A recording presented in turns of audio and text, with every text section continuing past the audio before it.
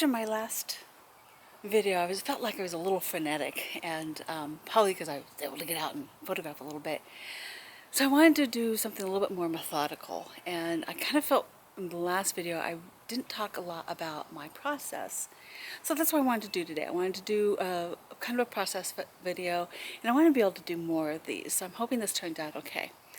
So one of the things that I did was I sat down, wrote down a couple of ideas about things I wanted to talk about. And one of the first things is, why this location?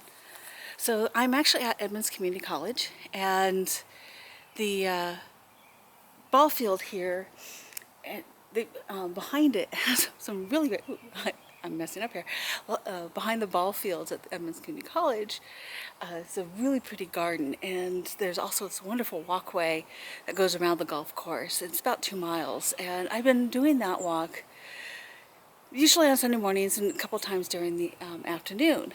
And the last weekend I was here, I'm going to show you this.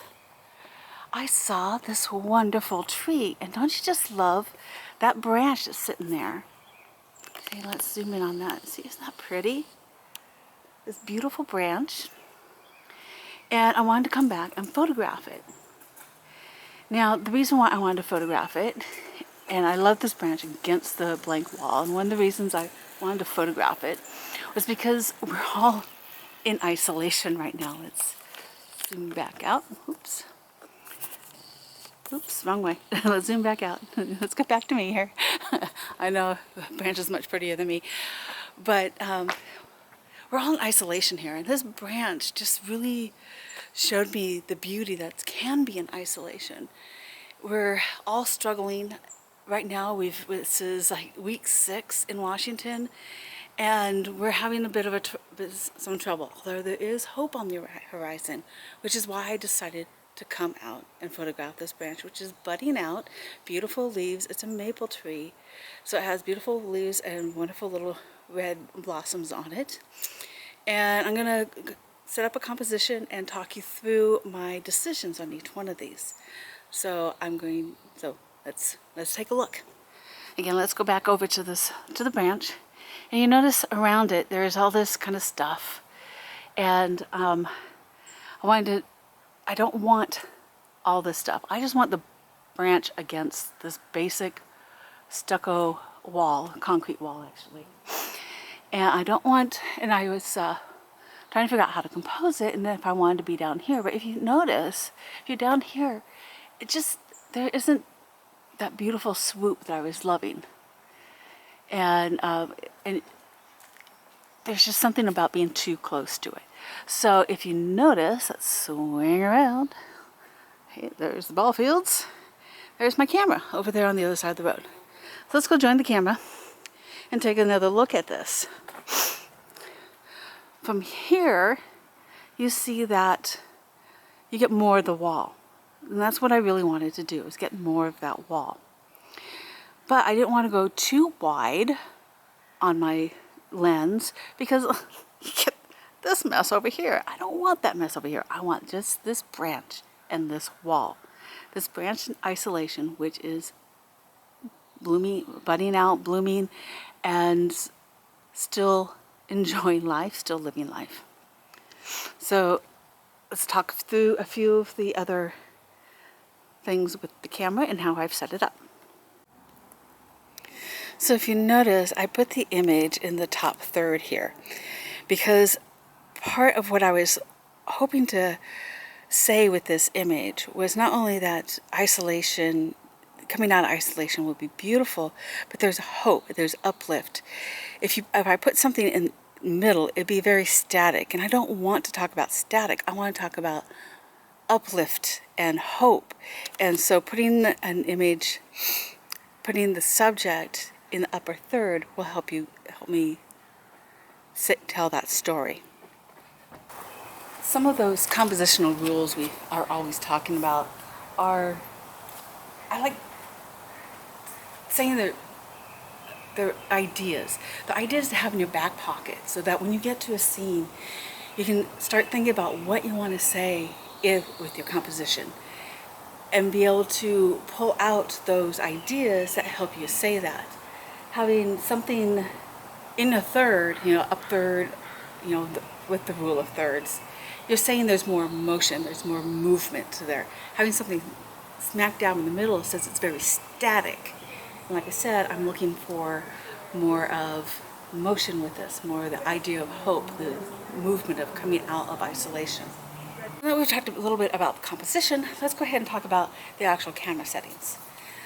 First and foremost, my ISO is at 100. It's the lowest ISO this camera goes on, and since I'm really not too worried about any sort of movement, I'm just going to leave it there at 100. I usually, for my landscapes, I usually go with a 100, 200 ISO.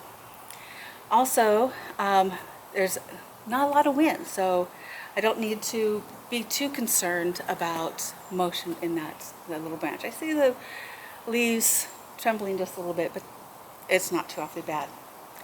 So I'm going with an f-stop of 8. It's a good go-to f-stop.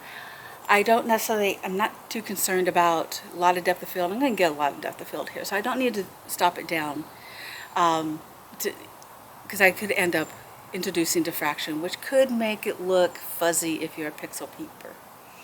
But at this point, an f8 will be okay. I don't think I need to go any more open than that because the wall is, I probably could because the wall is right behind the branch, and I don't think it's going to go out of focus. And I do want to have some of that texture in the wall there. And then, which gives me a shutter speed of about 1/15 of a second, which is a bit longer than I would like, but as I said, there's hardly any wind. I might go ahead and open it up just a little bit, but I'm going to go ahead and get this image in the can right at the moment. It is on a 2-second timer just to reduce shake on the camera as I'm messing around with it, and I've also taken off the image stabilization in the camera. So let's go ahead and get that. Ta-da! We got one, and it looks really good. I've also had to make sure that it was going to, because if you notice the wall was really bright. It's really bright. It's not a gray, it's kind of a cream color. So I want to make sure I've got the exposure that's going to keep that at a cream color, which will be the right exposure for that branch. I'm going to go ahead and open it up just a bit.